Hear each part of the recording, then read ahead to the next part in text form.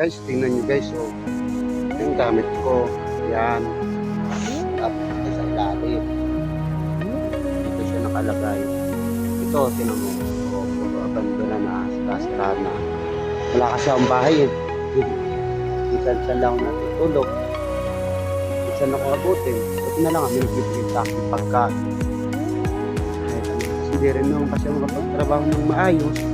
Yung mapagtrabaho ko kasi yung sakit ko. Yung sakit ko. Kaya yung mga pagtrabaho ng maayos.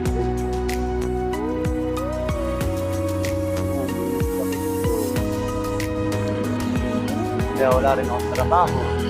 At ito yung lugar na naglalagyan ko ng gamit ko. Yan. Yan.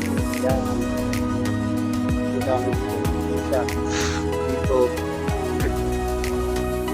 Yan. Ito. Yan nakalagay yung mga gamit ko. Butas-butas ng bubong.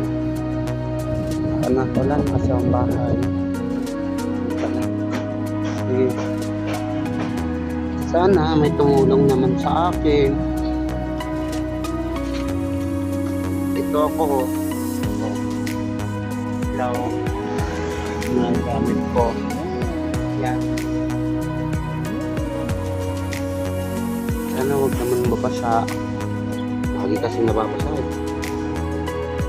Sige, salamat. Bye-bye.